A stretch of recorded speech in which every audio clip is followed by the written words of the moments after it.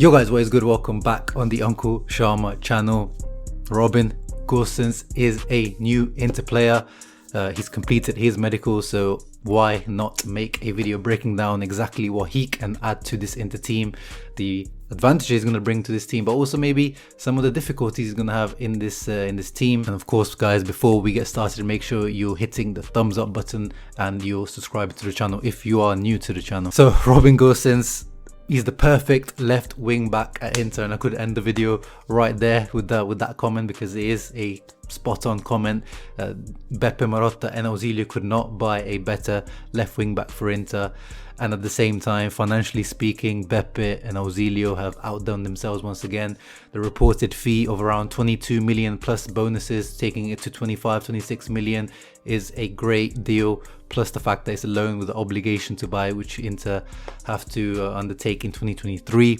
And if you think about it, the amount of money Inter sold Hakimi for, which was around 60, 65 or 70, some reports say, and the amount they've bought now Gosens and Dumfries was around 14-15 million. Gosens now 25 million. I mean, almost half of what they sold Hakimi for.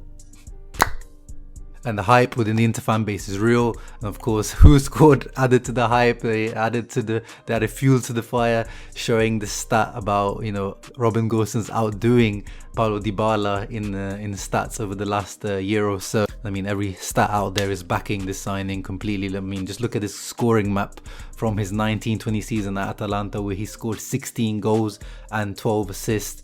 And also when you look at the stats on FBref, this guy is basically, when you look at the stats, he's got the stats of a striker. You could say this guy is an auxiliary striker. 0.31 non-penalty goals over the past year, 2.11 shots per 90, 0.85 shots on target per 90. He ranks in the 99th percentile for a lot of these shooting stats, which, if you gave these stats to Dzeko and Lautaro, they'll bite your hand off. And this is what he's going to bring to Inter, just attacking output. The guy provides 6.47 progressive passes, so he's always looking forward to try and attack, but he's also receiving 3.77 progressive passes. So it means that even the other Atalanta players are always looking for him, and he's always available in attacking positions as well. And of course, where is he going to fit in this Inter team? It's a straight fit at the left wing back position. Now, whether he's a starter or not, we'll have to wait and see. Right now, he's definitely not. At the moment, he is injured. He's had 2 hamstring injuries where he's recovering from, which is one of the doubts coming in. Is he going to recover? How is he going to recover from these hamstring injuries? By the moment, even Perisic owns that left wing back spot. He's having the season of his life, Perisic. So at the moment, he's probably going to have to bide his time and be, a rotational player when he comes back into the fray. But long term, he is going to be the left wing back of the future in this Inter team. And, there's a funny dynamic within the team already. His name is Robin, like the sidekick from Batman and Robin. And funnily enough, we have already a Batman in the Inter team, Batmanovic, Samir Handanovic, who his nickname is Batman. So we've got the Batman and Robin within our team now. As you can see from these situations, he's good at giving assists. He's actually he's got really good decision making when he gets into these attacking positions, and he gets in those attacking positions using his power, using his athleticism. He's just a guy that causes a lot of danger, and he was one of the most important players in this Atalanta team. And defensively, if I pull up his stats, they don't look too impressive, but one thing you have to maintain in your head is that the fact that he's playing for a super attacking Atalanta team. When you pull up stats for Inter's wing backs and defenders, they look quite similar to this, because you don't have to do much defending, you're attacking most of the time. So one of the key stats that you should focus on when looking at guys like Gosens are pressures. So you can see 11.6 pressures per 90, 3.95 attacking third pressure. So he's really good at pressing, up in the upper end of the pitch, where he ranks in the 96th percentile for his pressuring. 34% of his pressures are successful. which is, you know, what this Inter team needs when we're pressing high. And this Limone ball and his stats are actually very similar to Perisic and Dumfries when it comes to this profile. And I'm sure Inter fans will love his aggressive and passionate style of play. The guy gets stuck in, and physically, you know, this guy is a beast. I mean, just look at him. The guy looks like he's made out of marble. And of course, there's those jokes that always go around about, you know, the Gasparini juice. What do they feed these guys in Atalanta? You know, some of the allegations. But you know, the guy just looks like he's a top professional, and his physicality is going to be an added bonus to the team.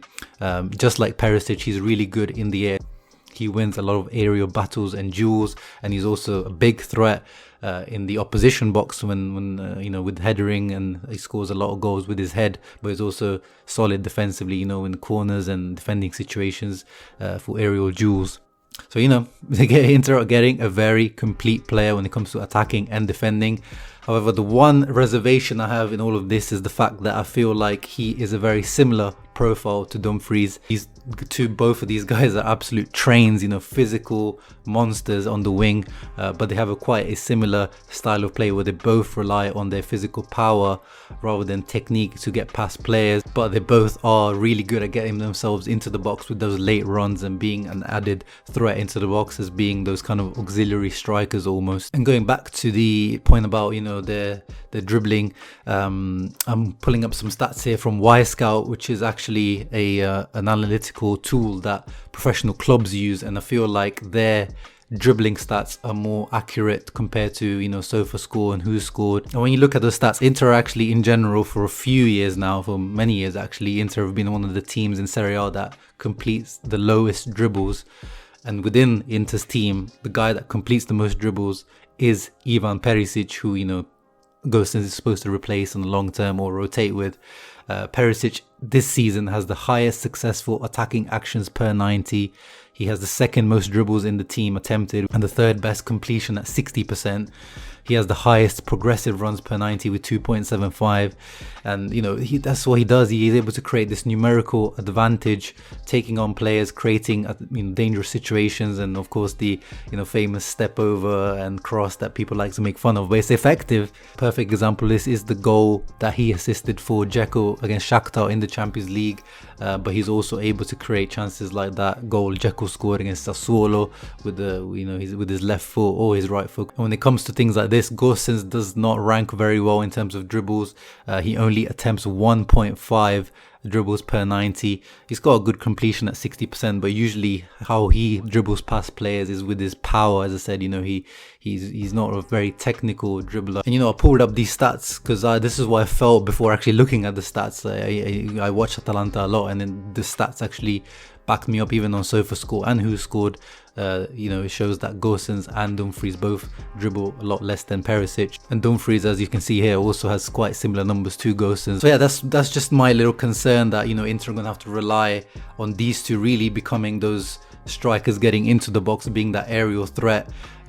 Potentially Barella being the one with those beautiful crosses that he does in that half space where he picks up the ball a lot of the times, and Gosens ghosting in like he used to do a lot at Atalanta on that far post, or even on in the middle of the box. This guy has got the movement of a striker and the finishing of a striker at times, so we have to make sure we use him in the best way possible, like we're starting to use Dumfries now.